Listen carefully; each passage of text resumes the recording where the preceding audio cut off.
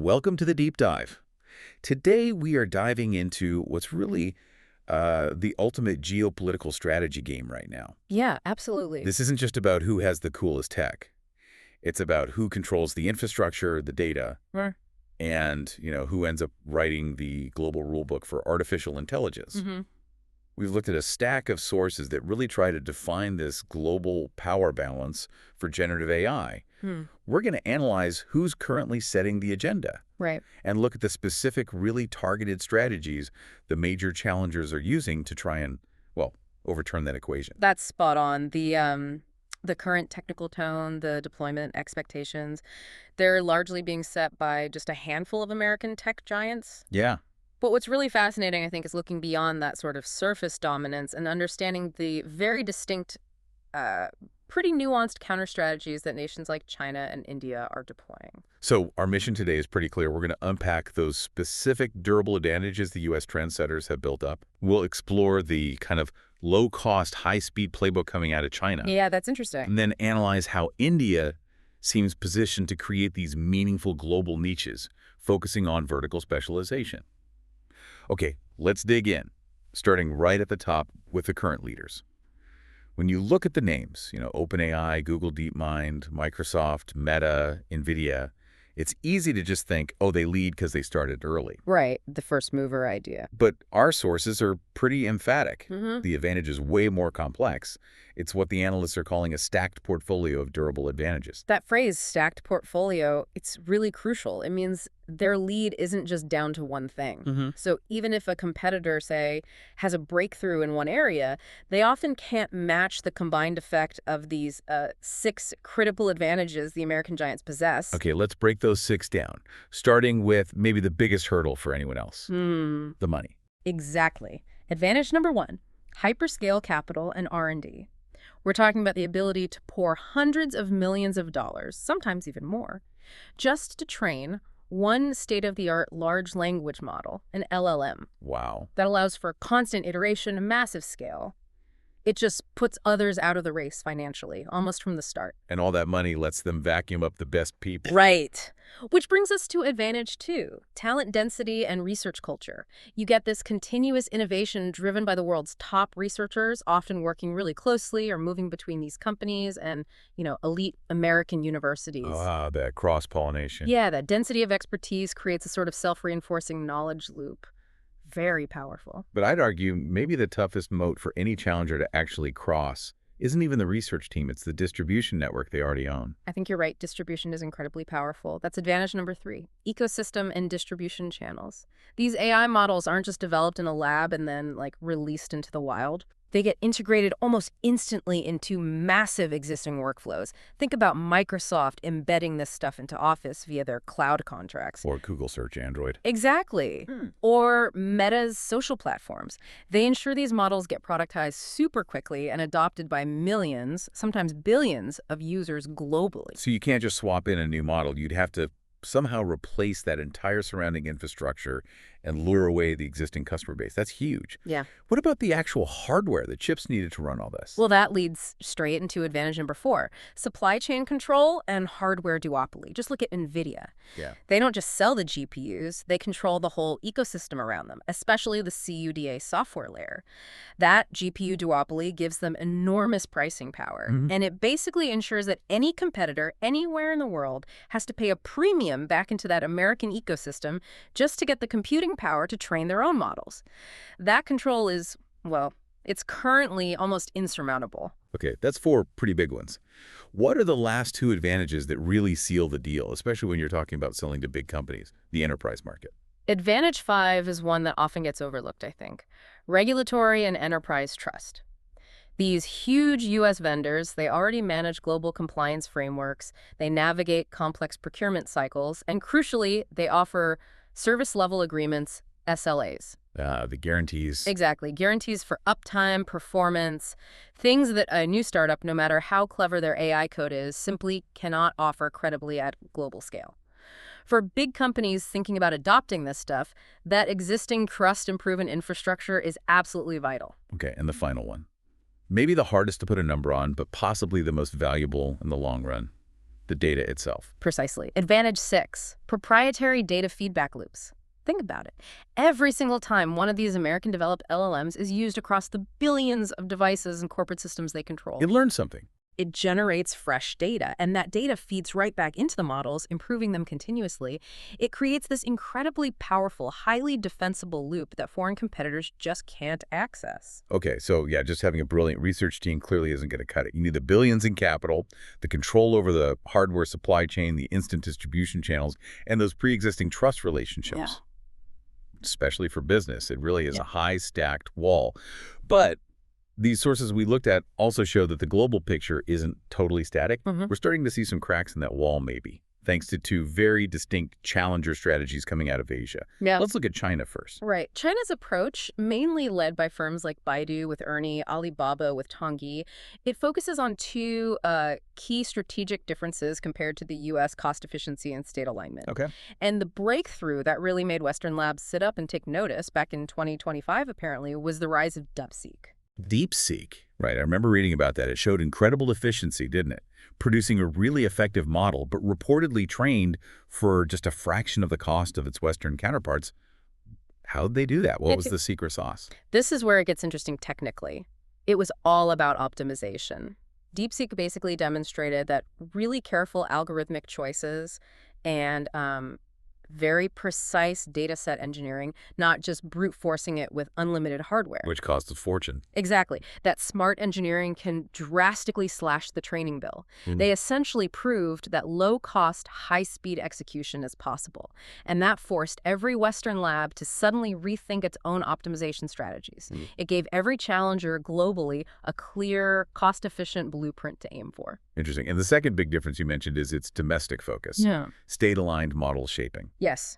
These Chinese models are fundamentally designed right from the beginning to strictly comply with China's domestic regulatory framework and, ideological requirements. Now, that level of alignment allows for incredibly rapid national deployment at massive scale within China's borders.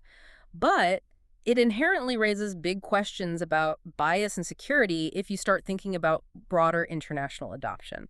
It's really optimized for one huge centralized market. Okay, so let's contrast that with India.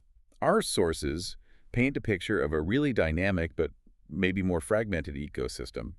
Over 100 generative AI startups, apparently. They're not trying to do the same thing as China, are they? No, not at all. India's strategy seems to be much more about fragmentation and vertical specialization. They seem to understand they can't really compete head-on with the U.S. capital advantage. Right. So instead, they're focusing on their unique strengths. Things like deep local language localization. India has dozens of major languages. Yeah, huge diversity. Low-cost, highly skilled engineering talent, and often deep existing enterprise integrations, particularly in service industries. They're basically exploiting the weak points of the big multinational corporations, the MNCs, that really deep, expensive work of hyperlocalization. So they aren't necessarily trying to build a general-purpose LLM like GPT to beat it at everything. It's more about carving out specific markets. Exactly right. Market carving. We're seeing Indian firms gaining real traction in specialized high-value niches. Good examples might be conversational AI for those massive global contact centers. Companies like Unifor or Yellow.ai come to mind. Okay. Or strong players emerging in specialized healthcare diagnostics like Quare.ai. And even in retail AI with companies like Mad Street Den. The aim seems to be achieving regional dominance in South Asia and becoming the trusted go-to provider in those narrow vertical value pools globally. So given these massive advantages the U.S. giants have, particularly in capital and distribution, a really crucial question arises. Can they achieve that sort of McDonald's-style global penetration, that total ubiquitous presence everywhere? Well, for consumer apps, maybe subscription services, the sources we read suggest that kind of ubiquity is actually very plausible. They can reach billions of people incredibly quickly, just like we saw with social media or streaming platforms. But when you start talking about deep economic penetration, getting embedded into core enterprise workflows, national labor markets, the picture becomes much more conditional. It becomes entirely conditional on trust, on data residency rules, and critically, on local regulation. Just take the European Union as an example. Right, the EU AI Act, GDPR. Exactly. Regulatory frameworks like the EU AI Act and GDPR, that's Europe's really strict privacy regulation, they create significant compliance hurdles. And we've actually seen instances where U.S. firms have deliberately limited or restricted the release of their most advanced models in Europe precisely because of that regulatory uncertainty. Interesting. So regulation and specific local needs actually act as a kind of brake, preventing a complete, all-consuming monopoly, at least in the enterprise space and potentially in labor markets too. That seems to be the case. Which brings us neatly to that huge topic, workforce impact. We see so many dramatic claims flying around the headlines, don't we? Oh, definitely. This is where we really need to inject some nuance and look at the actual data. We absolutely need to debunk the extreme outlier claims first. Like that widely circulated theory of a 99% job wipeout or something equally dramatic. Yeah, those grab headlines but aren't really supported. Not by the serious analysis.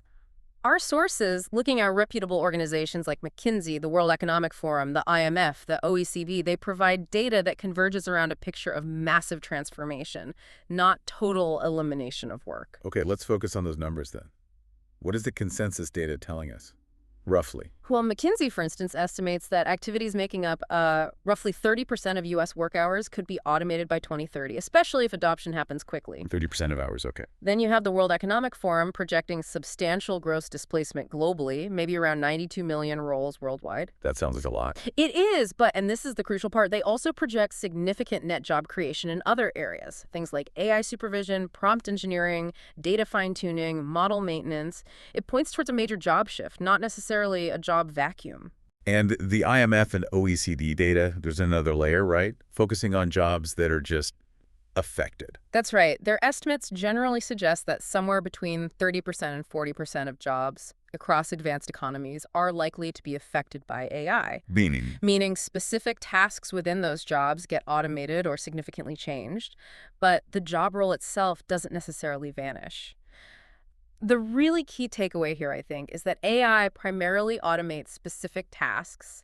Think summarizing meeting notes, drafting routine emails, maybe generating fairly low complexity code. Repetitive stuff. Exactly, while it leaves the inherently human tasks largely intact. Things like exercising judgment, showing empathy, complex negotiation, high-touch oversight.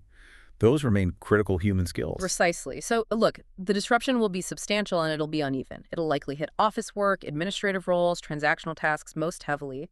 But the final societal outcome, that's going to be shaped far more by our policy responses, things like massive investment in reskilling, building adequate social safety nets, than by any single technical breakthrough in the LLMs themselves. Okay, let's pivot back to the challengers then. Let's zoom in on the practical, actionable tactics that firms, particularly in places like India, can actually use to scale up quickly, despite that huge U.S. lead. This is really the playbook for how they can punch above their weight, right? Right. And the first, probably most powerful strategy is really leaning into their unique market needs. Localization as a product moat. Makes sense. If you build foundational models that genuinely speak dozens of Indian languages and their dialects fluently, well, you immediately secure a defensible niche. Global players who naturally focus first on English, maybe Spanish, Mandarin, they struggle to replicate that kind of deep localization quickly or, frankly, profitably. And that cost efficiency lesson we talked about from China's DeepSeek, that becomes a tactical weapon here too, doesn't it? Making solutions affordable. Absolutely. Strategy number 2 is to leverage cost-efficient engineering. That DeepSeek model really did provide the blueprint.